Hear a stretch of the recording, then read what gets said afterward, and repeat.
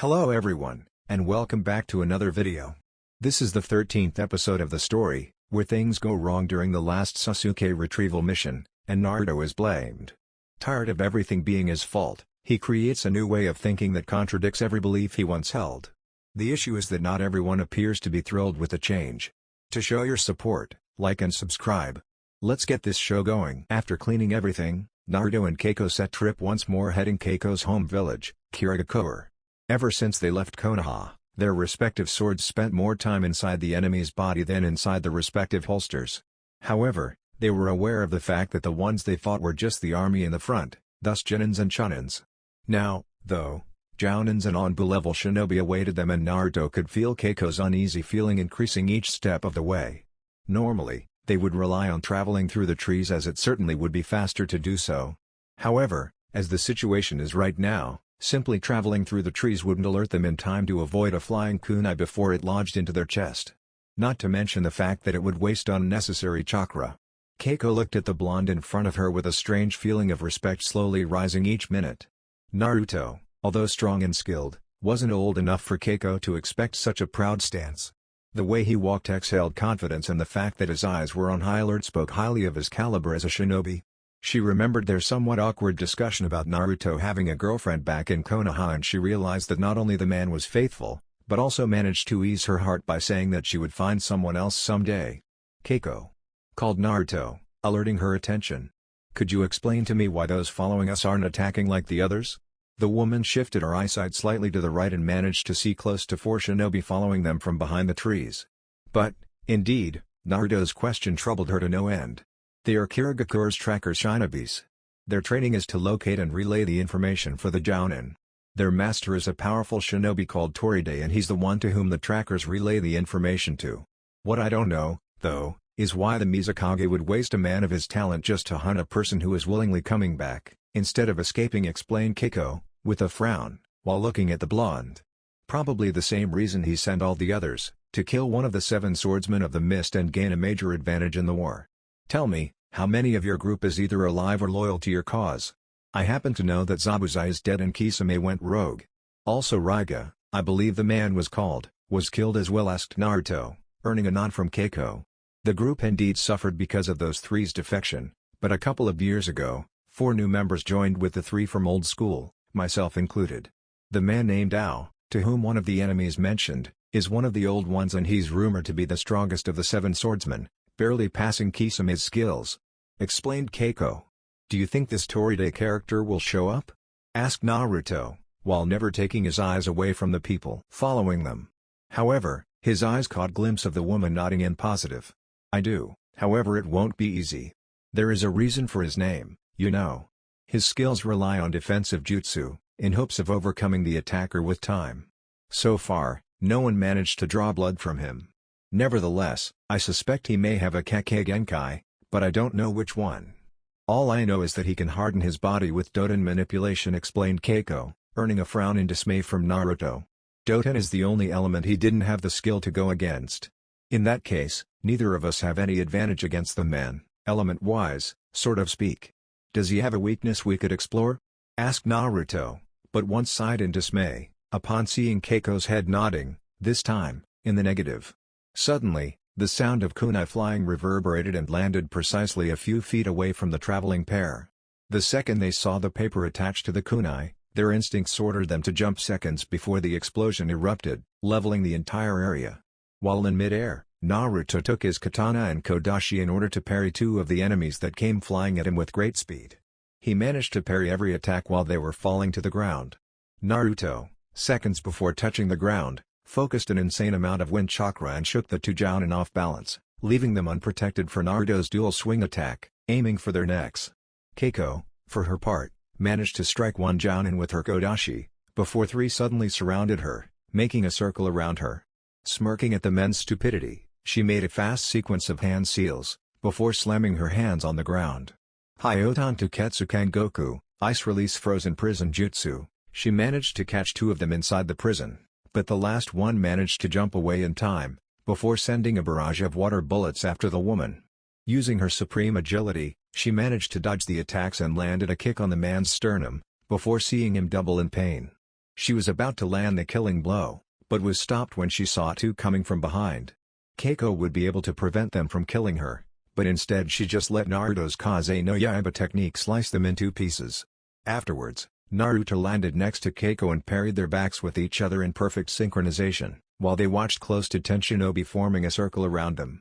Annoyingly to both Naruto and Keiko, all them, Shinobi and Kunoichi, were displaying arrogant smirks, like they had already won the battle. Placing their swords inside the respective holsters, both Naruto and Keiko began a fast sequence of hand seals as they, together, controlled the wind around them. Fuuten Teifu Ukirite, Wind Release Typhoon Cutter Jutsu. Suddenly, after a different hand seal, the swirling wind transformed into an enormous typhoon swirling around Naruto and Keiko, landing various cuts on the enemy's body, weakening them severely.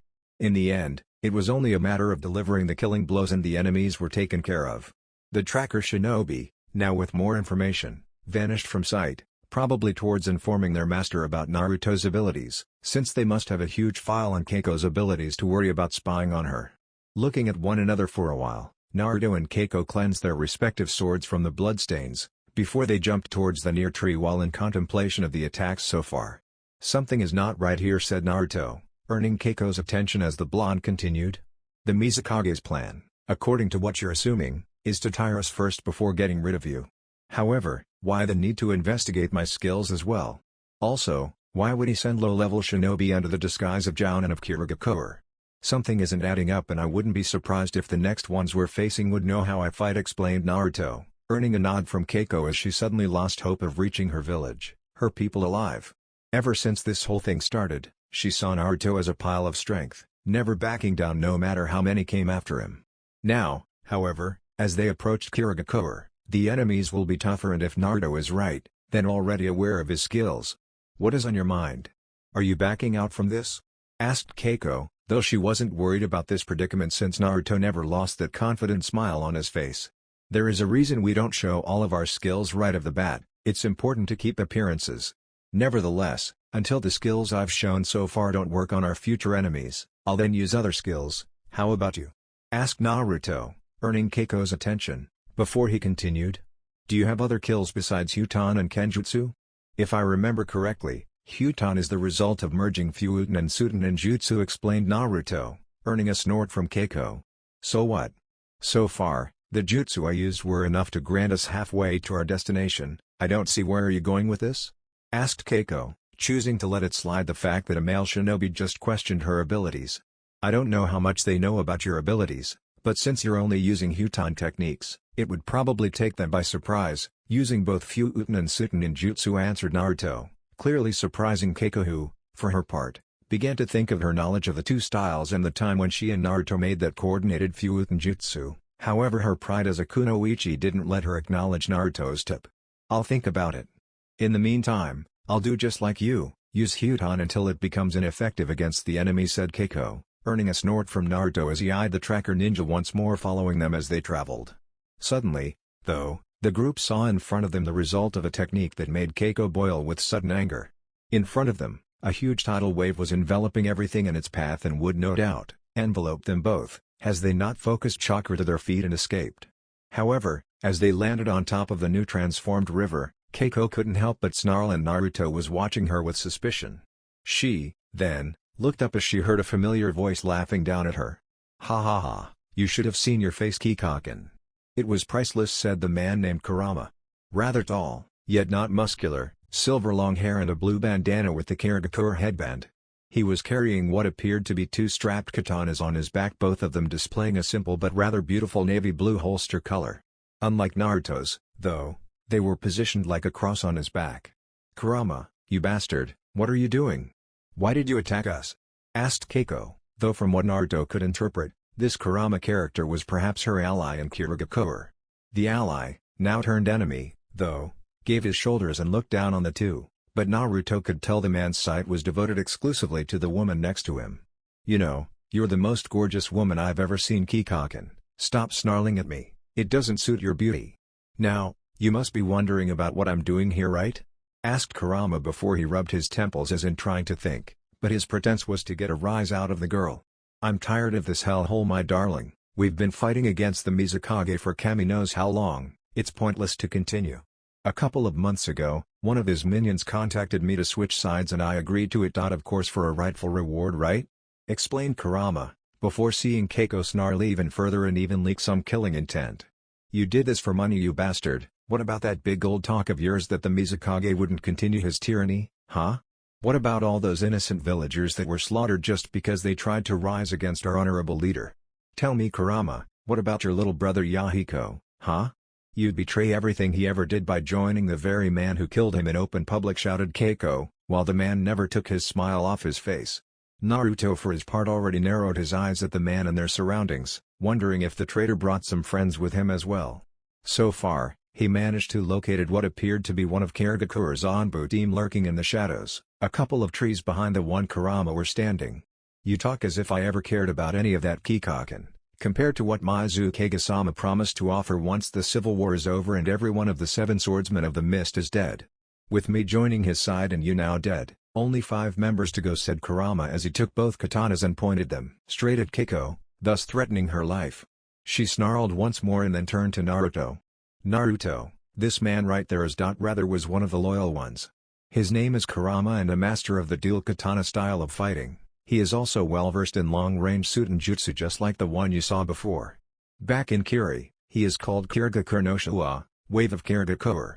Don't get fooled by his lack of muscles, he's fast and precise in his blows, reported Keiko, earning a nod from Naruto as he looked to apparently nothing and no one. Okay, but he isn't alone, though.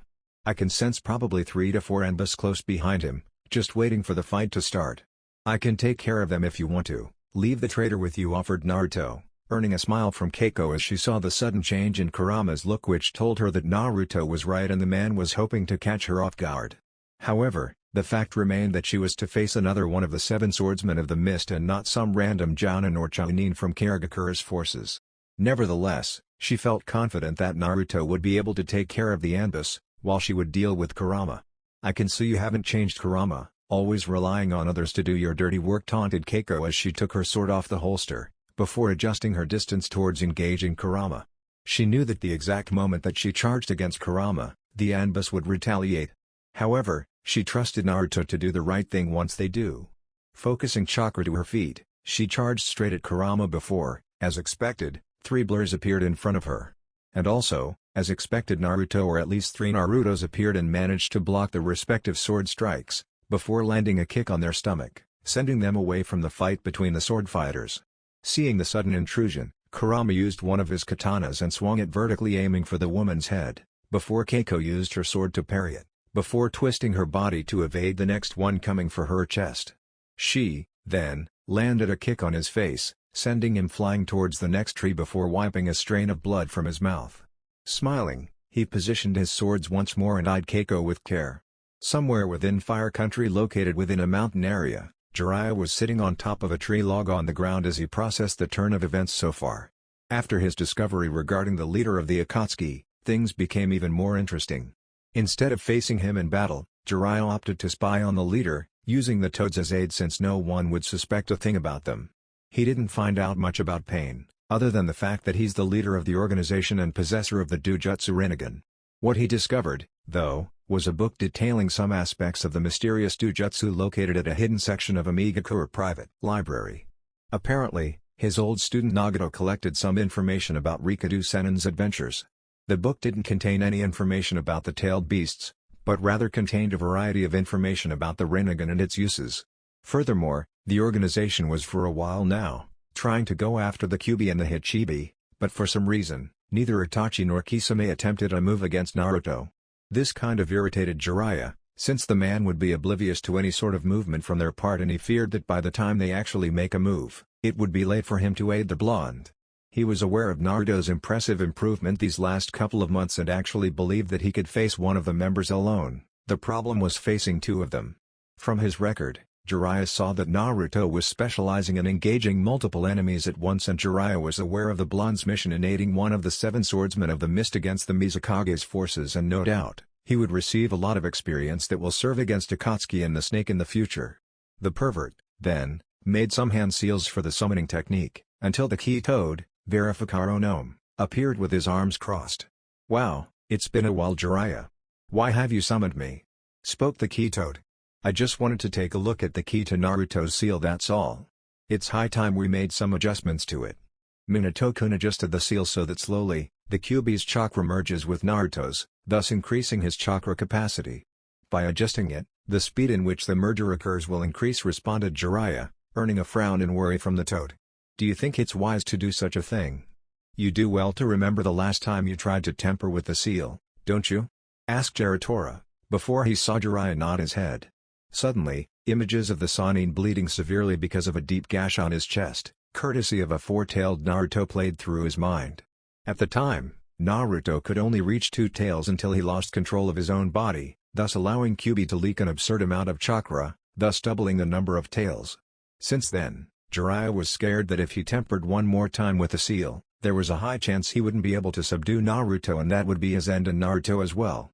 So, he just reduced Naruto's training to basic skills that all shinobi must learn, not focusing, though, on what the blonde needed to survive out there.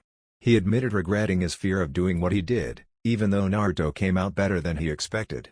"The last time he wasn't ready for the power, and I admit it was my fault. Today, though, is a different issue.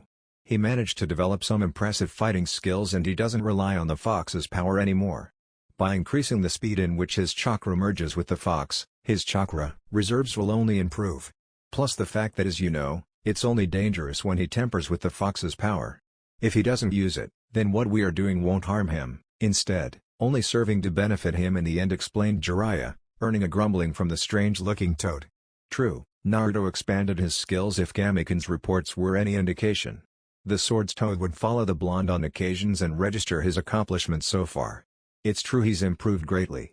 And while I question your sanity in this manner, I won't question your intentions. After all, Minato entrusted the key to you. At least you've been warned if it backfires and Kyuubi manages to escape his prison, concluded Jaratora, before, suddenly, his body opened like a big scroll with lots of scribbling with 2 big squares in front of Jiraiya. The pervert, then, focused some chakra to his fingers and placed all of them inside the squares. He began scribbling inside the square. As he continued, he would look on what's already written so as not to tamper too much with the seal. Half an hour later, he was done, and immediately, the scroll closed. "It appears you have too much faith on the kid, Jiraiya. Are you thinking of teaching him Senjutsu?" asked the key toad, before seeing the pervert cross his arms in contemplation. "It would certainly be quite an asset in the future to have another Senjutsu user in the future. I know I'm still here, but that may not be the case in the future. Nevertheless, it would be up to him, if he wants to learn it or not, and that's where the problem is," said Jiraiya until he was questioned about the motive. "Naruto wasn't appreciative of the time we spent together training, and I fear that should we give him the choice, he'll decline, thinking it would be just like before. It wouldn't be without reason, though, and you are very well aware of that. Nevertheless, you could, perhaps, ask Fugasaku-sama to do the convincing part. I happen to know that he was the one who assigned the 3 toads as the kid's summons," advised Jaratora as Jiraiya lifted his head to look at the toad. "I'll think about it, thanks for your time," said Jiraiya while smiling as the key suddenly vanished, leaving the pervert alone to think while he headed towards his home village. On the way, he was processing the possibility of teaching Naruto Senjutsu, and the man was worried about Naruto's reaction to the offer. With Naruto using his 2 swords, Naruto was managing quite nicely against the 3 Anbus, well too, since one of them fell victim to his Godashi, after a failed strike aiming Naruto's neck. He was now observing his opponents warily as he analyzed every detail, ranging from the men's posture to the way they hold their respective swords. He was about to attack the enemies when his body went stiff out of a sudden. Huge pain echoed through his chakra coils, and he was trying very hard not to scream as his chakra was boiling inside his body. He couldn't understand what was happening.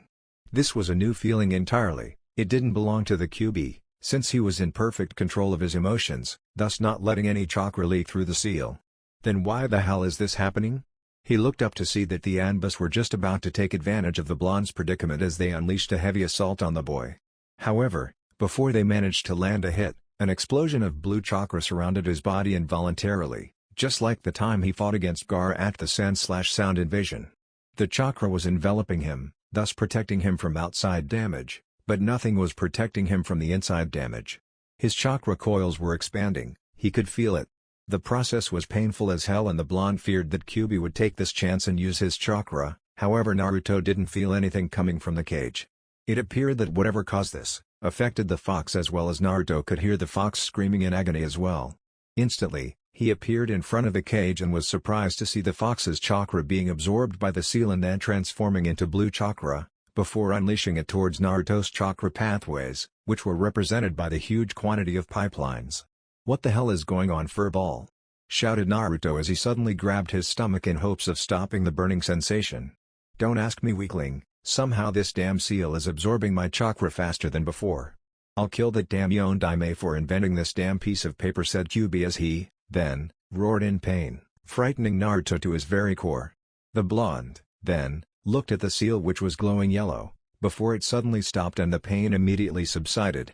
He was, then, immediately transported to the outside world as he eyed the two anbus in front of him. He, then, got up and looked at his hands in amazement at his chakra capacity now. His breathing was rapid and he couldn't control his heartbeat properly because of the sudden surge of energy flowing through his coils. The blonde was so engrossed in this situation that he ignored the fact that not only the anbus were looking at him, but also Keiko and Kurama as well. Their faces were a mixture of shock and fear at the sheer feeling of Naruto's chakra. The woman for her part remembered him talking about his burden and wondered if what happened now had anything to do with it. Plus the fact that she sensed the distinguished feeling of a demon, she was already matching the blonde with the current Yondaime Mizukage as both demon hosts.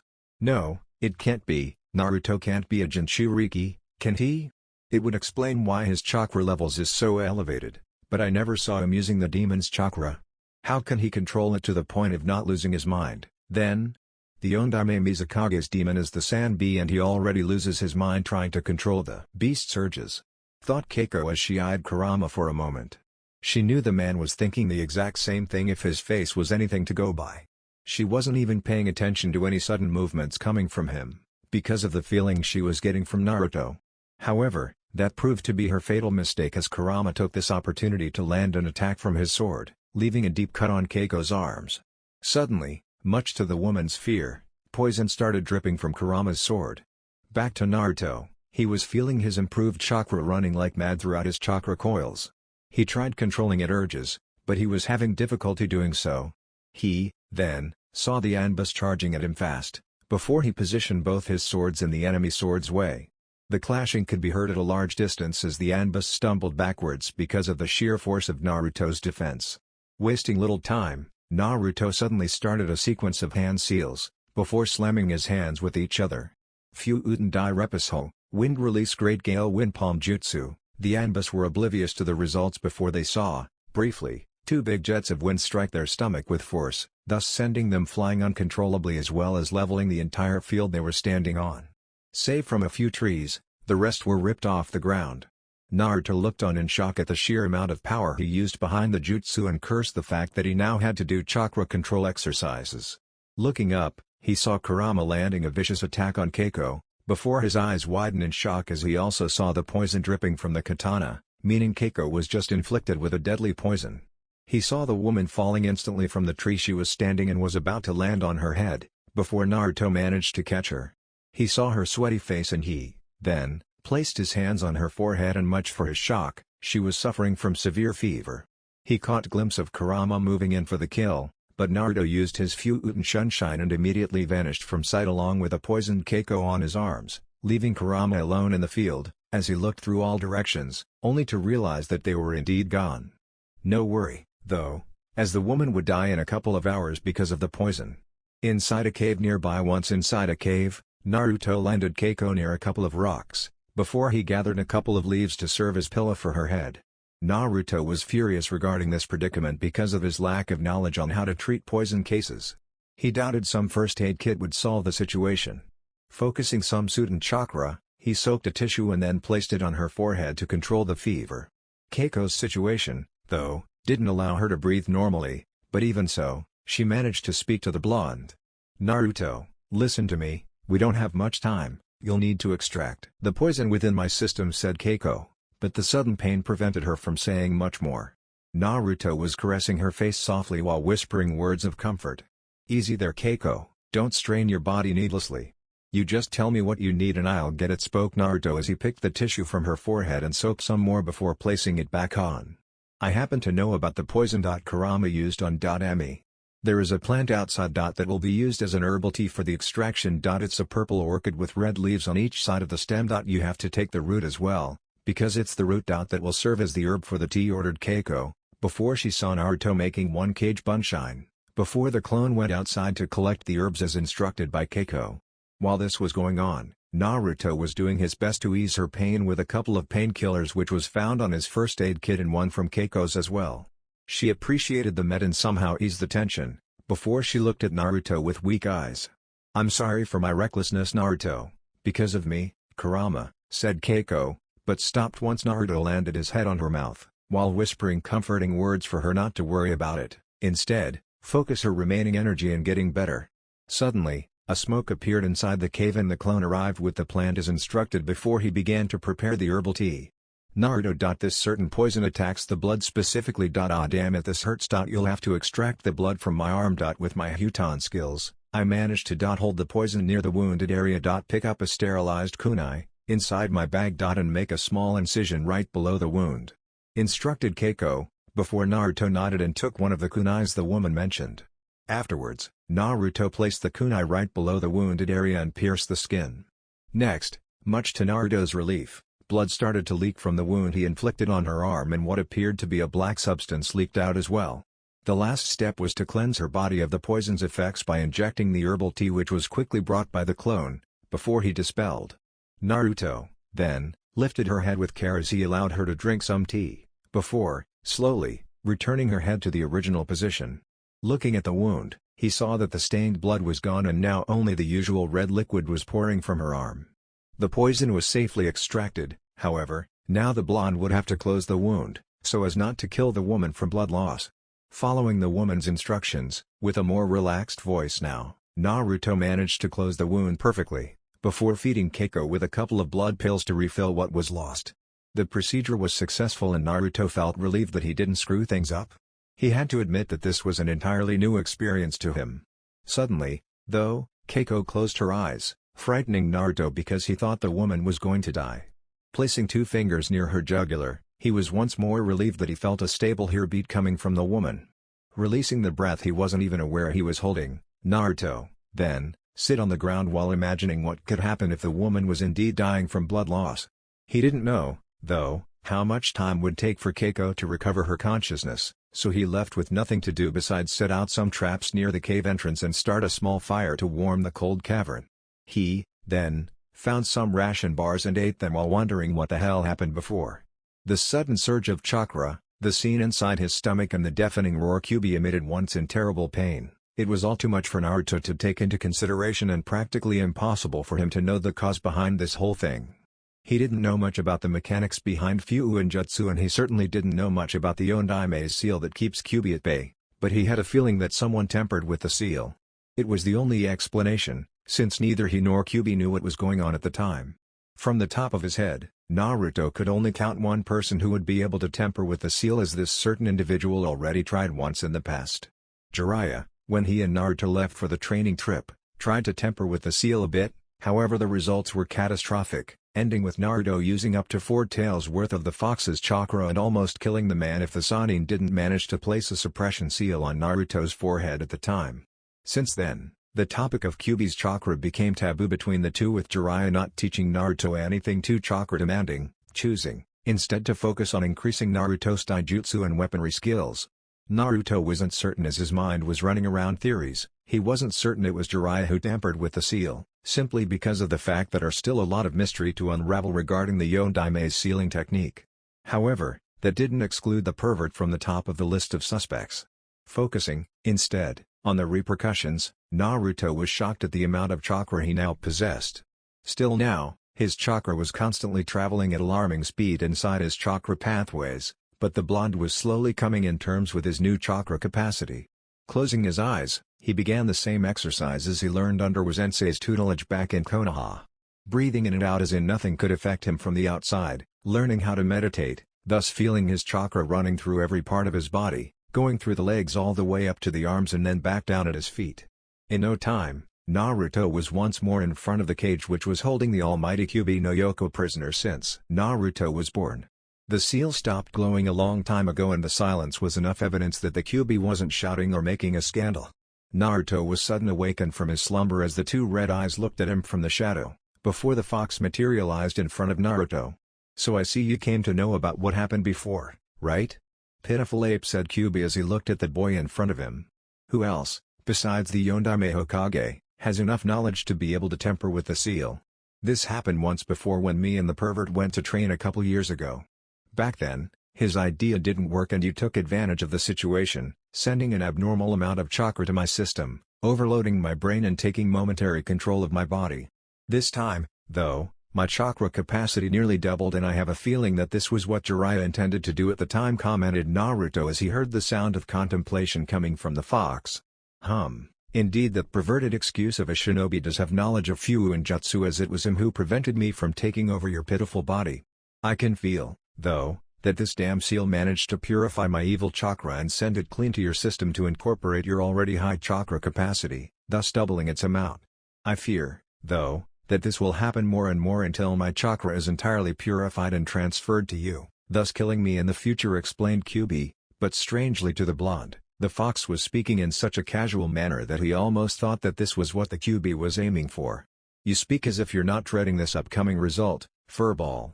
I would imagine your pride clouding your judgment of the truth. Oh, how the mighty have fallen, asked Naruto, quite expecting the fox to shout in reply, but much to his dismay, the creature simply remained the stare, though not saying anything. Don't be mistaken, you brat, I do hate your guts and even more so the Yondaime for placing me here with you for all this time. I may very well be totally absorbed by the seal in the future, but my presence won't be extinguished from this world. The reason is entirely because of the human way of dealing with situations, smiled Kyuubi as he saw Naruto's perplexed face, before he continued. My coming to this world was simply a result of the way you humans treated each other. Hatred, anger, jealousy, doubt, fear, all these emotions filled me with enough power to level an entire village. No matter how much light you bring to a room, darkness will only be intensified, concluded Kyuubi, this time laughing at Naruto's face of clear discomfort at the situation. Nevertheless, he couldn't fault with the fox's logic on the matter. Human beings are capable of many good deeds, but they are even more capable of behaving like demons on occasions. Images of Sasuke demanding revenge for what his brother Itachi did against their very clan. Images of Konoha population looking at him wanting him killed, thus supposedly freeing Konoha from the Kyuubi no Yoko for good. Even now, the things he did in favor of protecting the girl in front of him, the number of kills just on this mission alone, no doubt he knew that when knowledge reaches the family of those he killed, they will demand revenge on Naruto, thus creating a circle of hatred. Suddenly, the Yondaime Hokage came to mind, and the fact that while the man is a hero in Konoha, in Iwa, he's viewed the same way Konoha sees the Kyuubi no Yoko, as the one responsible for the village's almost destruction. Seeing nothing more to discuss with the fox, Naruto immediately cut off the link and looked at the sleeping form of Keiko while wondering about the never-ending circle of hatred and the shinobi's way of life. He just couldn't find a solution to stop this, as this lifestyle was what he chose the minute he earned his Hitayate. Admitting that he didn't believe in the shinobi lifestyle would be like admitting he was a failure as a shinobi. Nevertheless, the boy concluded with satisfaction that he wasn't a simple killing machine, going out there killing just for his pleasure. As a shinobi, it's his duty to protect those he cares for and also those who lacks the necessary skills for self-protection. With Jiraiya after breaking the conversation with the toad to whom was stored the key to Naruto's seal, the pervert Sannin went straight to his homeland in order to relay the information he now possessed relating the Akatsuki leader's Jujutsu, the Rinnegan. However, as he walked calmly throughout the grass fields, he couldn't help but wonder how Naruto was now, considering the new addition to his seal. Jiraiya knew the boy was on a mission, and as such, tempering with the seal could prove to be troublesome for the blonde to handle at the moment. The last time Jiraiya attempted to temper with the seal, the chakra released from the Kyuubi into his system proved too much for the blonde to handle, thus letting go of his control over the fox's urges. Now, though, this new seal would purify the fox's chakra and send it straight to Naruto's system faster than before. He knew the kid to be better resilient now, and he also knew his plan didn't backfire, otherwise the key toad would have alerted him ahead of time if something was wrong. The sun was just about to set and the breathtaking orange hue was already illuminating the sky. The wind was calmly adjourning his features, causing Jiraiya to breathe deeply and just smile at the feeling of fresh air. However, his feelings were short-lived as he caught a glimpse of black robes with red clouds standing in front of him.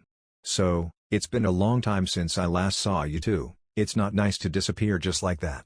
A postcard would have been nice. Itachi. Kisame, said Jiraiya with a smirk on his face as he heard a following snort from the shark-like shinobi. May I ask the reason why you two came to talk to me? If it's Naruto you're after, Then your information is slightly mistaken. That brat is not here with me, nor do I know where he is, asked Jiraiya, as he crossed his arms while thinking about subduing these two right here. Do not take us for fools, Jiraiya. If Naruto-kun was here, then my Sharingan would have alerted me to his presence a long time ago. We, instead, wanted to talk to you for a while, motioned Itachi, earning a snort from Jiraiya as he wondered what business would these two have with him, other than trying to know about Naruto's whereabouts. And you're under the impression that I am in any mood to talk with two ranked criminals? Please tell me, what can I do for the almighty Uchiha Itachi? Asked Jiraiya, taunting the two in front of him, but since Naruto wasn't with him, the white-haired Sannin figured he could get a rise out of the two and see their intentions. However, while Kisame was easy to taunt, proof of his irritated face, Itachi, as any member of the Uchiha clan, was stoic as ever.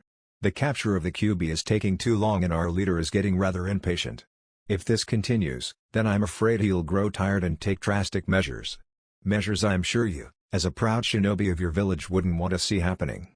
So, he sent us here to talk to you into convincing Naruto to surrender himself to us, otherwise, said Itachi, before he saw Jiraiya frown his temples at the existing threat to the village. The Rinnegan possessed an immense power of destruction and he could easily level Konoha entirely. Seeing as Jiraiya didn't offer a reply for the moment, Itachi decided to elaborate. The needs of many outstands the needs of one. By handling Naruto to us, no harm will occur to Konoha. However, if he refuses to cooperate in this manner, our leader will take this matter into his own hands. Needless to say, things will get ugly, concluded Itachi, before he foresaw Jiraiya's reply this time. Your leader may be strong, Itachi, but by attacking the village, he'd be condemning a full-scale war and your organization is staffed short, so to speak. In other words, Konoha outnumbers Akatsuki by at least 1,000 to 1. Plus, you have to take into account that people like me, Tsunade, Kakashi and our village's finest won't just stand and watch while your organization appears trying to destroy everything, not to mention the fact that Naruto himself is no pushover. Nevertheless, if what you're saying is true, then it will be to our advantage to just get rid of you two right here, smiled Jiraiya as he suddenly picked two kunais and slashed their necks with tremendous speed. However, unsurprisingly, their bodies dissolved to water and crows, respectively. Huh, damn bunshines! Thought Jiraiya, quite irritated for his liking. The organization was playing in the shadows thus far and now they appeared making threats to Konoha in order to handle Naruto to them, no questions asked. Quickly making some hand and offering the blood sacrifice, Jiraiya smashed his hands on the ground before he was on top of a big green toad wearing a blue jacket and a grin from ear to ear. Immediately, the toad jumped towards Jiraiya's destination, Konoha. He had to increase his step now that a new threat has appeared. Inside the cave, while waiting for Keiko to wake from her slumber, Naruto was left with nothing to do as he grasped the feeling of his chakra coils being in constant expansion. Kyuubi was right and the blonde could feel with great pain how each tael worth of chakra was slowly being purified by the seal and released into his chakra system. His muscles were getting sore from overstrain and his stamina couldn't withstand the pain for so long a time. However, even with the pain, his mind would manage to process some information, like wondering how much chakra will still fill his chakra coils before this damn procedure ended and how much chakra control would he have to do in order to get accustomed to the whole thing. Looking at the woman in front of him, he realized that they would have to wait a while in here before going back to the field. She would be recuperating from the poison extraction and he from chakra coil overload. He couldn't help but flinch every time the damn fox roared from the pain, because of the seal extracting its powers, but he couldn't help but sympathize with the damn fox. After all, whereas it would scream in pain from chakra being leaked out, Naruto would clench his muscles in a failed attempt to withstand the pain because of chakra coming in. By now, Naruto must be receiving a total of 6 taels worth of chakra, leaving only 3 for this damn pain to subside and he could breathe once more. 7 taels. 8 taels. 9 taels. As the taels worth of chakra were being cleansed into his system, a violent blue energy began to engulf him once more and he was holding on his stomach for dear life as his body was burning at an insane rate. By now, Naruto could care less about the mission or the woman in front of him and the possible trap they would be walking once outside the cave. All he cared about now was the damn pain and how much more it would take to end it, because he didn't know if his muscles and stamina could take much more of this. Suddenly, and much to the blonde's relief, the blue chakra just dissipated and usual noise caused by it vanished, being replaced by the echoing noise of water dropping from the top of the cave. He was panting from obvious lack of stamina to withstand the rest of the procedure, which was saying much considering that it was a while since he was last tired. His mind suddenly clicked from what Sensei gave him once while in training, and he remembered to thank the man once he returned home. Quickly, he looked through his things and smiled upon finding a single soldier pill enveloped by a white napkin. As he swallowed it, he immediately felt his energy filling his stamina, giving the blonde a new boost. He, then, looked at Keiko and realized that the woman was steering from her position and he could see she was in a great amount of pain because of it. "Easy there, Keiko, relax a bit. I'm glad you woke up. This is the first time I ever extracted poison before and I wasn't sure if it worked." The woman was immediately on action, once hearing the voice, before grabbing a kunai, but she, then, saw it was Naruto and relaxed instantly. "Naruto, how long was I out?" Keiko was rubbing her head trying to ease the sudden pain caused by the poison in her system, but since the blonde managed to extract it entirely, she was only left with the repercussions. "A couple of hours, Keiko, no big deal. I managed to find some rations here with me for when you woke up, please eat," said Naruto. The woman accepted without even thinking twice and ate the whole thing as her stomach was carving for energy.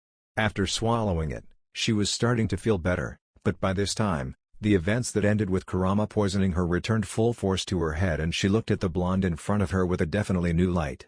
The blonde for his part wondered why the sudden look before Keiko decided to confront him about what happened out there and what about that strange blue energy that surrounded the Konoha. To her surprise, though, the blonde was hesitant to speak at first, so she decided to make him drop some of his barrier by exposing her knowledge on said energy. "Naruto, if you're afraid to tell me you're a Jinchuriki, then don't. I had enough encounters with the Ondaime Mizukage to realize that what I felt before was demon energy. You don't have to be so mysterious about it anymore." Stunned realization was upon him in an instant. Although, he also felt the demon chakra being cleansed by the seal, he wasn't even certain that Keiko was aware of said influence. Even worse was the fact that the Mizukage himself was a Jinchuriki as well, but Naruto was having other concerns at the moment, like having to explain his sad story to the woman in front of him. Nevertheless, he guessed he should run damage control over the whole ordeal. After all, some secrets must remain as such. "Yes, Keiko, I'm a Jinchuriki, a sacrifice, though which Baiju I rather not tell. If someone outside of the village found which Baiju I carry, then they would certainly link it to information that is bound by its ranked secret," said Naruto. "You said it before, that I had courage by sharing my history with you, so it's only fair you share it with me. I'm not interested, whatsoever, in solving any secret from Konoha, rather I want to know more about you," said Keiko, as she saw the blonde showing a sudden solemn look on his face. "We can't go anywhere because of the poison's effects, and since you kind of owe me with your piece of sad story, I'm all ears." Naruto wasn't sure if he should even open his mouth about it. But Keiko was right. She did tell her bad story for him. "Oh, what the hell, it's not like I'm ashamed or anything." "Okay, I guess it's only fair that I'd tell you after all. Well, where do I start? I guess it all goes back to when I was only 3 years old. I remember it clearly because it was my first memory ever. I remember waking up in this old house made with damaged walls and ceiling presenting holes all over, with nothing but a dirt brown mattress on the floor. At the time, I didn't know I was an orphan, not only because I didn't even know what that word meant at the time, but also because some of the orphan owners took care of me, even if a little bit." Keiko was surprised that Naruto's story would go as far as his childhood, but she just sit there listening while looking at his solemn eyes staring at the floor the entire time. "My life there as I grew up was nothing pleasant, to say the least. Whereas before the owners would treat me at least in a decent manner, when I was 4, they started looking at me with enough hatred that obliged me to stay away from them. The other kids bullied me, some because they felt like it, others did under orders from the orphan owners. Sometimes, I wondered why they were doing this, but never once did I cry or scream at them for what they did. At the age of 6, they finally got rid of me by throwing me away from the orphanage. I lived on the streets for a while, until the kind Sandaime Hokage found me and rented a small apartment for me to live. We ended up talking a lot and the old man kept telling me stories about how is to be a ninja. He. I guess if I were to say today who inspired me to become what I'm today, would be the old man Sandaime." The woman didn't know why. This story already started bad enough and she didn't think the blonde would display any sort of smile, but it certainly Naruto must have been a lonely kid and would have remained as such, if it weren't for the Sandaime Hokage's warm heart. But she knew this story was far from over as she listened intently, wondering about that true smile of his and how beautiful it was to just look at it. "However, just because I had a roof over my head, didn't mean my life was any easier. The truth of me being a Jinchuriki was known to all except to me until I was 12, and whenever I tried to purchase something, people would either overprice me to the point I couldn't afford it or simply throw me away from their store. In fact, The only time I had an actual meal was when Sundaime Hokage would treat me to lunch at a ramen stand. Actually, for a while, this was the only place I went to eat, not only because of the nice food, but also the fact that the stand was the only place I could afford. You'd think that getting food and water as a kid was my major concern, but it wasn't, not until the first time. Anyway, what happened? Asked Keiko, cursing the blonde for entrapping her in his story. It was even worse when he looked even sadder than he was before. My first assassination attempt, said Naruto, much to Keiko's horror and utter shock. As I wandered around the streets of the village, people often saw me and only saw the demon trapped within me. They kept shooting enraged glares at me, until a group of the villagers decided that my presence was to be extinguished, so they tried to kill me. Fortunately, the village Anbu managed to stop them before they delivered the killing blow, but they managed to kick my body consecutive times, which sent me to unconsciousness all the time. After that, even though the Hokage placed some ambush to look over me from time to time, that didn't stop some skilled chunin to slip in their grasp and attack me once more, but then I managed to flee from their grasp. This only stopped when I managed to graduate at the academy and became a Genin, but whether they stopped attacking because of me being a ninja or not, I still don't know. After Naruto finished, Keiko couldn't look at him in the face for a while. Dealing with adversities even before enrolling at the Shinobi Academy was something no kid should have been subjected to, and Naruto had to deal with the entire village's hatred. Well, my life wasn't entirely sad. I mean, after I graduated, I made some friends who saved me from myself, and after a while, I met my girlfriend Anko, even if at the time, she was a proctor for my chunin exams. Now, all of that is behind me now and I've moved on. Boy, who's hungry? I bet you're starving. I'll go look for something that we can eat, so stay right here, okay? After the blonde left, while remembering to leave a cage bunshine near Keiko at all times, in case of some Kiri ninjas, Keiko was left alone for a while to think about the Konoha Jounin. She always respected Konoha's strength in the past, seeing it as very different from the bloody mist as her villager was commonly known for, but to treat a child this way wasn't human at all. She jerked her neck, suddenly, when she heard heavy footsteps, but she relaxed when Naruto appeared, with a dead javelin on his shoulder. Hope you're not a vegetarian, Lady Keiko, because this javelin gave me quite a rush. 10 kunais on his back and the damn animal wouldn't budge. Well, how you like your meat? Well done, please Naruto, who knows where this animal has been? Joked Keiko, now feeling strangely comforted around the blonde, who in the meantime was gathering some wood to start a fire. Naruto smiled and made the hand signs for the easiest Katen jutsu he learned under Kyuubi's guidance and gathered a small quantity of air inside his lungs. Katen Enden, fire release, fireball jutsu. The flame was a little bit stronger than he intended and he cursed his poor chakra control at the moment. Nevertheless, the fireplace was created and his Kodashi was responsible for cleansing the animal's remains, before slicing him to pieces and placing it on top of the fire to start the cooking. After a while, he just handed Keiko's well-done meat and she accepted graciously before she dug in like a mad person. If Naruto was surprised, he didn't show it, but the woman was done in seconds, before she massaged her stomach in utter satisfaction. It was worse when she started licking her greasy fingers and Naruto could see some saliva leaving her mouth. I can see you enjoyed it. Care for another piece? I have 2 more if you so wish, smiled Naruto. No thank you, this tank is already full. It was quite delicious nonetheless. Next time you're making a barbecue, please send me an invitation. I'll come running from Kirigakure in a minute. And so, the two talked for a while, until fatigue reached Keiko's doorstep and she slept. Naruto kept awake in order to do some meditation in preparation for the upcoming fight. His chakra control was improving, but nowhere near how it was supposed to be, in order for him to survive out there against those Kirinins.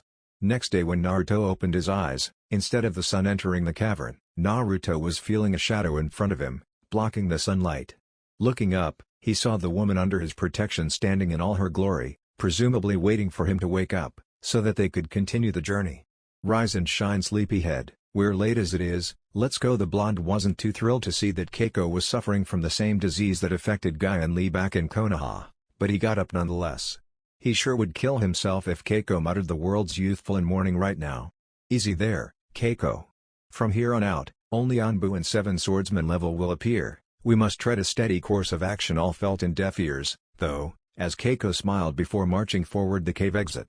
You better stay together, Naruto, or else you'll be left behind, smiled Keiko. She, then, jumped at the nearest tree heading for the mist village, while the blonde murmured some curse words, before following close to her. Within seconds, He was right by her side, jumping through the trees. "Pay attention, Naruto, 3 ambus in front of us closing fast, let's take them out fast and continue our journey." "You talk as if you're the one handling the mission and I'm the one being protected." Whatever. The ambus charged against the two, but all they saw were the cold edge of Naruto and Keiko's sword thrusting into their necks with dead-like precision. Naruto, then, looked at the girl and really considered being scared a little bit.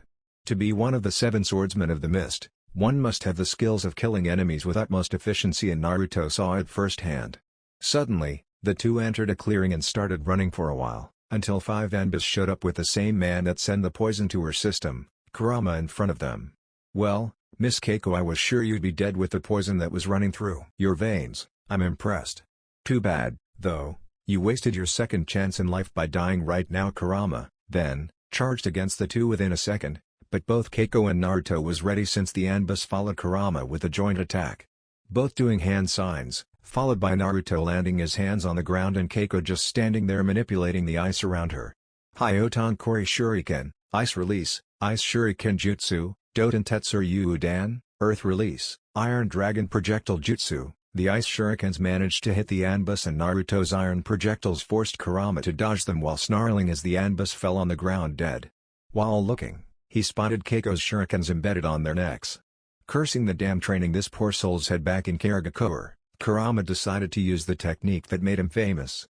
Suten Suishu Ha, Water Release, Tidal Wave Jutsu. The man gathered what appeared to be a water typhoon around him, before using a great amount of chakra to shot the gathered water towards his enemies. Naruto, though, wasn't fazed by it as he focused on the ram seal and gathered mud inside his mouth, before exhaling it on the ground. Doten Doryu Haki, Earth Release, Mud Barrier Jutsu. As the wave approached, the sudden earth wall materialized from the mud on the ground, protecting Naruto and Keiko for a while, before the wave appeared from their left flank. It didn't matter, though, as the technique bought them the time needed. Instantly, they jumped towards the next tree and both of them charged at Kurama, Naruto being the fastest of the two, before he took the katana off the holster and prepared to attack the man. Konoharu Makatsuki no Mai, Leaf Style, Dance of the Crescent Moon. Keiko was surprised when Naruto suddenly divided in 2 clones as he approached Kurama from both flanks, but the man was already waiting for an attack either from the left or the right. However, much for both Keiko and Kurama's shock, neither one was the real Naruto, but the one descending from the air, before he managed to land a diagonal attack on Kurama with his katana with enough force that the branch he was standing on broke from the impact. Kurama landed on the ground like a dead corpse, as he was killed the moment Naruto finished his attack. Keiko spotted the big slash on Kurama's skin and the lifeless white color of the man's eyes, showing that he was dead even before he hit the ground. Looking at the blonde next to her, she sighed in resignation for a moment. Kurama's death was better to be avoided, even if he turned out to be a no-good traitor. Now, the 7 swordsmen of the mist registered another loss and the Mizukage ended up winning either way.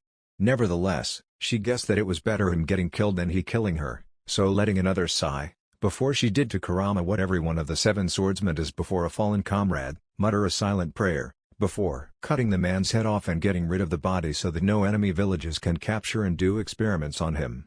"I'm sorry about killing him, Keiko. But your safety is my top priority at the moment and we just couldn't handle the man landing another one of his poisons on you, that would delay our trip." The woman nodded and smiled at the blonde. "Don't worry about it, Kurama was one of us, but he always was greedy. I never fully trusted him, but he was one of the 7 and without him, it counts as a victory for the Mizukage."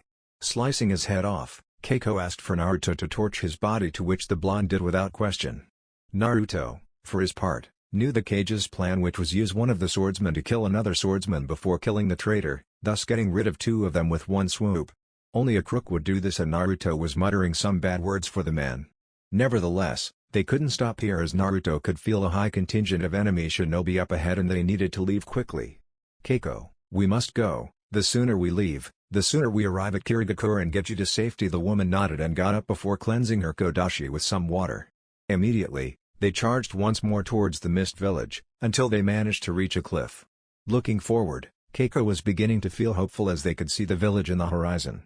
No doubt, it will be tough to arrive at the gates, but Keiko didn't intend to arrive through the city gates, rather a nice shortcut only known to the 7 swordsmen, and since Kurama is dead, no one would know where to look. The only problem was that in order to reach the hidden passage, She knew that at least 50 or so Shinobis would stand in their path, and she doubted if both her and Naruto would come out of this alive. Truth be told, the woman wished she'd never leave this place for two reasons. First, her people needed her most, and any sort of political arrangement for the future could wait a month or two, and second was the blonde next to her. The blonde's clothes, like hers, were ruined because of fighting for so long, and a couple of bruises were visible on his arms and legs like her as well. To this point, Keiko didn't understand if Naruto was going thus far for the sake of the mission or for the sake of helping her, but she didn't care much. It was because of him, not Konoha, that she managed to get here, and her confidence was coming back to her. They would manage to reach the hidden passage alive. Naruto, I know that this isn't over yet, but I want to say thank you for everything you did for me and for my village. I'm in great debt with you, said Keiko. Don't mention it, I'm doing this because of how high is your resolve to help those you care for. I said it before and I'll say it now, this is exactly how a Hokage must act. I only ask that you send me an invitation when you take the Mizakage's throne, and will be. Even smiled Naruto, earning a nod in satisfaction from Keiko. Suddenly, the sound of cannon echoed throughout the valley, which alerted the two individuals, before they looked at the sky. To their horror, the number of projectiles was big enough to block the sunlight's path. However, Naruto and Keiko had to move quickly or else they'd be impaled so many times, even the Sharingan wouldn't be able to count. Taking their swords, they charged to the left, thus escaping from the position where the projectiles would hit, while slicing the few remains that would manage to embed in their bodies. After all of it landed on the ground, Naruto and Keiko began moving forward while focusing chakra to their feet for speed, thus escaping from the cannon's reach. Another shot was heard and a couple of them hissed near Naruto's left arm, aside from the ones he managed to deflect with his two swords. Keiko was faring much better, because her style focused more on speed than strength, so she just looked as the kunais passed through her before embedding on the ground. After the second horde of projectiles, she took one to inspect and was surprised to see that it was poisoned. Naruto. Let me guess, poison weapons as well. Geez, the Mizakage sure wants you dead. We'll have to be wary of those projectiles. How much longer is the secret passage? Asked Naruto. Keiko positioned herself behind the tree so that no projectile would harm her as she eyed her partner. It's not far from here, actually. However, we'll only hear one more shot until the entire force comes after our heads. Any ideas? Asked Keiko. Naruto indeed had one last move up his sleeve. In fact, it was the first jutsu he ever learned since leaving the academy. For a while, he sought never to depend too much on his doppelgangers, but now the strategy here was to attract attention so Hokage Bunshines would do the job like no other technique at his disposal. Keiko, I have an idea, but in order for it to work, we'll have to change course a little bit, said Naruto, confusing Keiko, but he continued nonetheless. After the last horde of projectiles, we'll change our course and proceed for the secret passage by taking a different route. Meanwhile, a personal technique of mine will keep the Anbus occupied, giving us plenty of time to enter the village without anyone seeing us. The woman was skeptic at the blonde's plan. Fighting an entire contingent of Anbus wasn't something to be treated lightly, but Naruto's plans and abilities managed to get her until this point, and she would be damned not to trust him now of all times. She just hoped beyond hope that his plan would come to fruition. Out of the blue, the same noise once more shooting the last barrage of projectiles, before Naruto and Keiko escaped its reach. Naruto and Keiko were performing a terrific dance as they sliced the incoming projectiles with relative ease, and a few minutes later, the last projectiles went through a tree in front of Naruto and stopped, serving as a signal for the blonde's plan to initiate. Keiko, go right now to the hidden passage, I'll follow you shortly. Toju Hokage Bunshine no Jutsu, multiple shadow clone jutsu, his partner was already on the way, before she turned and had the decency to gasp. In front of her were not one Naruto, but hundreds of him, maybe thousand. It was unbelievable the amount of chakra this man possesses. Suddenly, the real one, or at least Keiko considered it the real one, came next to her, shouting for her to move while the blonde clone army charged against the incoming Anbu, stopping them dead on his tracks as they dealt with this strange menace that appeared out of nowhere. Meanwhile, Naruto and Keiko sent chakra to their feet, thus charging towards the secret passageway, until they landed in a clearance. Naruto was questioning what the hell, before Keiko began a huge series of hand seals, giving the impression that the passageway was hidden by a genjutsu. Suddenly, a big hole on the ground materialized as Keiko and Naruto went inside, before the genjutsu was up again. The hole, Naruto reasoned, was the end of what appeared to be a tunnel, presumably built below the water, as Naruto could see some water droplets threatening to enter the tunnel. We built this tunnel to prevent the Mizakage from knowing where we the swordsmen were. It also serves as a failsafe in case we are forced to flee. Keiko looked at the blonde nodding and she couldn't help but smile at the blonde. His plan was ingenious, although chakra-consuming at the very least. Looking forward, Keiko smiled upon seeing the man responsible for her group standing at the end of the tunnel with a smile on his face. Naruto, for his part, saw the man also and wondered who he was, but if Keiko was so excited to see him, maybe he is one of the 7 swordsmen as well. As the two stopped running, Naruto could fully describe the man. Black robes with fishnet shirt underneath, blue hair, the man was wearing earrings attached to what appeared to be seals and Naruto could feel only confidence exuding from his posture. Keiko, I'm glad you're okay. We heard rumors that the Mizukage was aware of you leaving the village, but I see that no force of his was able to bring you down. And how might you be? Naruto found it kind of funny how despite the man's powerful demeanor could show so much care for Lady Keiko. However, this was not the time for amusement as now started Naruto's secondary mission, which involved telling a different story about him in order to wipe any suspicion of the village's involvement in this manner, and the blonde already had the perfect background to tell. Name's Kaze, Miss Keiko here hired me to protect her back to her home village. Didn't expect that she rolled like this. He. Lady Keiko, last time you require my services, I only ask that you give me more information about it. Man, getting poisoned, it's never a good thing. I'll tell you. It helped that Naruto possessed a characteristic for creativity, as his explanation was enough to grant some mumblings from Ao in front of him. Actually, Naruto was prepared for this by Keiko herself. Ao, while a good-hearted individual, wasn't much talkative, thus he wasn't very friendly to those who just couldn't shut the hell up. Osama, Kaze here is a mercenary. In my travels, I saw him taking care of some goons and hired him to escort me here. Thanks to him, I managed to get here rather unscathed. Even though he was right. Getting poisoned, it's never a good thing. The man seemed to accept the explanation, because he turned and walked away, leaving the two alone to finish their business. Keiko, then, smiled and turned to Naruto, who was smiling as well. I appreciate all you did for me, Naruto, and I hope to repay you in the future, said Keiko. Just send me the invitation when you receive the Kage's throne and we're even. Now I must return, Lady Keiko. It was a pleasure fighting alongside you. Keiko nodded while seeing the blonde give his back to her and getting back on the tunnel. Naruto, have a safe trip back home, don't get yourself in trouble. Smiled Keiko, earning a nod from Naruto. Don't worry about me, I'm already safe without you around, joked Naruto. Naruto found it amusing, but the snort coming from the woman showed that she wasn't particularly thrilled. Nevertheless, she smiled at his fading form, before he disappeared inside the tunnel. Without a doubt, Konoha couldn't have sent a better man for the job.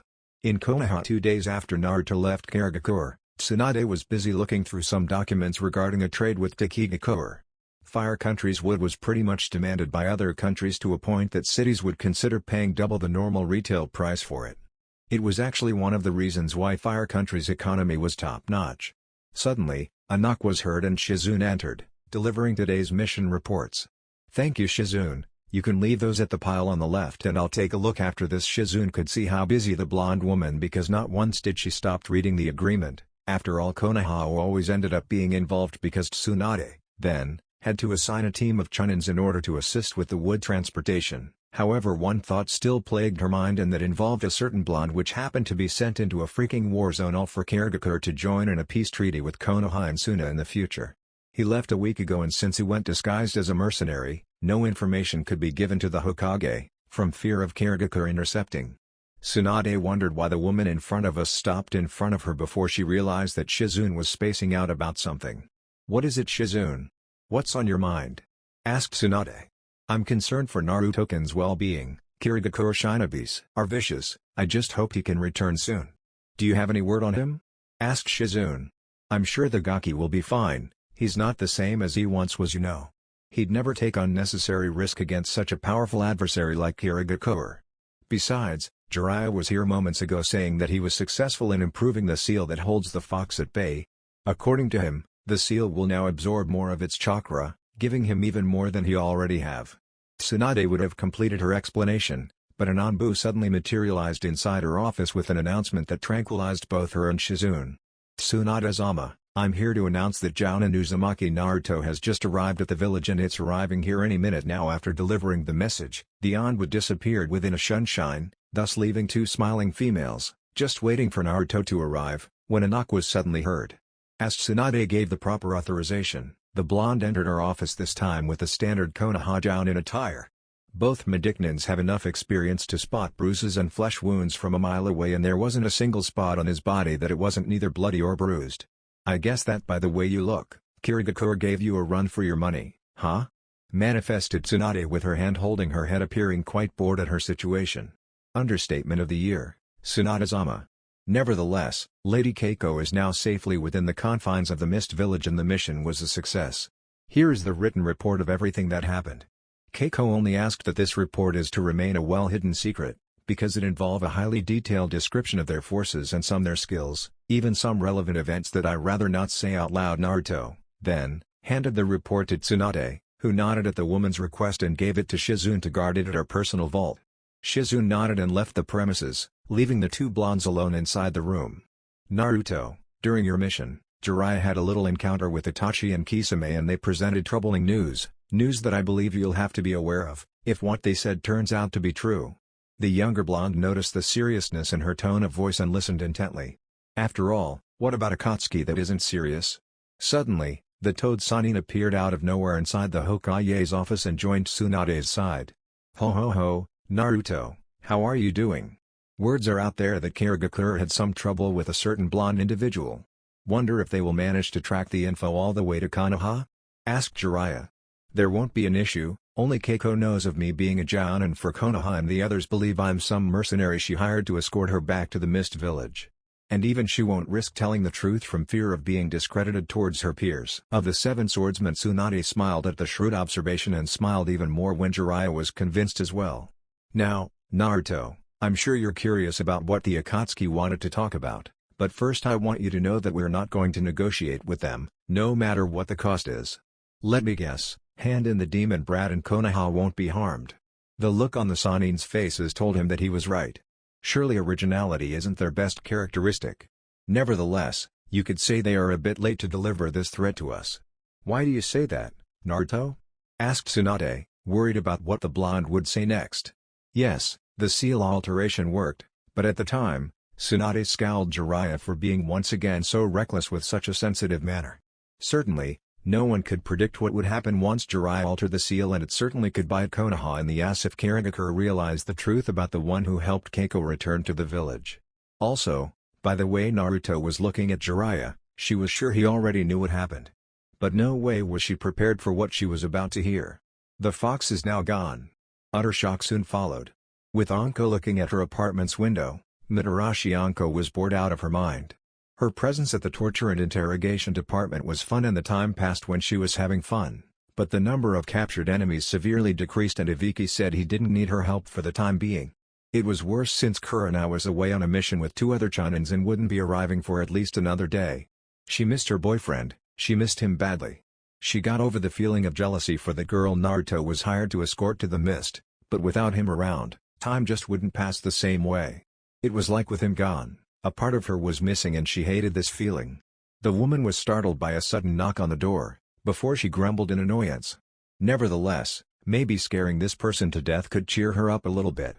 Grabbing a kunai and losing her trench coat, she, then, answered the door with the kunai on her mouth in a threatening manner, clearly caught by surprise when she saw who was at the door. Here was I hoping for a warm welcome by my gorgeous girlfriend, only to find said person wanting to kill me. Hello Enkaken. I'm home at last. Naruto was caught by surprise when Anko hugged him utmost intensity, before ushering him inside with her left arm, before her hand slowly reached for his ass, before she grabbed with force while caressing her lips with her tongue in excitement. No doubt, an Anko bored is an Anko horny. Naruto was already used to the signs his girlfriend sent when she wanted something. She would look at her stomach with a pleading look when she carved the sweet taste of dango sticks, when she wanted Naruto to join her for a shower. She would massage his shoulders for a while, before passing her finger on his neck. And now, she would perform obscene activities when she wanted nothing more than be trashed in bed, like squeezing Naruto's ass for instance, or whisper dirty talk close to his ear in public. Naruto understood the message right away and turned to meet Anko eye to eye, before it became mouth to mouth. Anko hugged the blonde intensely, while massaging the back of his hair, because she knew this would trigger the animal that resides within his body, trapped in a cage waiting for Anko to slip in the key and release. Truth to her pretension, Naruto shivered and smiled at his girlfriend from knowing which buttons to press. The woman's hormones increased as she realized the pure look of lust displayed by her boyfriend, more like promising utter bliss and excitement, which was exactly what she wanted, more than once if she had enough energy by the time Naruto is done with her. Much to her satisfaction, the blonde's hands grabbed her breasts, massaging her nipples as well. Anko loved to be teased by the blonde, every time he managed to make her relax and just enjoy as his hands and tongue would rub her entire body, sending wave after wave of utter pleasure through her system. And Naruto always did something she'd never expect with her, and today was no exception. He grabbed her fishnet shirt with both hands and with rage, he ripped it all while focusing his eyes of lust straight at her now uncovered breasts. Just the act alone caused her to shiver in excitement, but Naruto also started massaging downstairs, which caused Anko to bend over feeling even hornier than before. Naruto, for his turn, only smiled at the reaction he was causing on his girlfriend as her eyes would roll over from time to time. "You know, Ankaken, ever since I left the village, I was carving for pleasuring you like this, hearing your delicate moans echoing throughout my ears, feeling your inner walls contort in pleasure as entered." Those words were now registered in her mind as her body was slowly but surely succumbing to the desires of the flesh. Now, though, she lost all control over her urges and grabbed Naruto's clothes. "You owe me too much for leaving the entire week, now you come here and break all my barriers with ease, take all your clothes and have your way with little old me." Naruto Kananko, then, pushed Naruto on top of the bed with force as she helped him take off his clothes, before jumped on top of him once more, before landing a ravaging kiss on his lips, while with her free hands, started groping his penis, causing Naruto to stiff below her. "Surely, it's itching to have some quality time with you, my Haim." It was everything Anko needed to hear, before she lost her head and positioned her inner walls right on top of his member. Certainly, people will curse me for what I'm about to do, but I'll stop the lemon right here. Certainly, those with a perverted mind will be able to fill in the blanks. At the Hokage's office, Tsunade and Jiraiya were taken aback the moment Naruto dropped the bomb. Certainly, this complicated things greatly. Jiraiya never thought that by altering the seal like that would go as far as eliminate the fox's existence, but now that Naruto explained, it all made sense. Kyuubi is a being made solely on energy, so if the seal managed to absorb it all, then surely the fox would be gone as a result. The problem now lied with Akatsuki, because now they would have to tread their course with caution. Would they believe that the fox was completely absorbed by the seal and leave Konoha alone, or try capturing the blonde? Either way, leveling Konoha to the ground, afterwards? Both Tsunade and Jiraiya was at a loss of what course to take, but right now nothing could be decided. They would need to see what occurs next and play along with it for the meantime. That's it for this video. I hope you all enjoyed the video. Don't forget to like the video, subscribe to the channel, and follow me on my other social media accounts.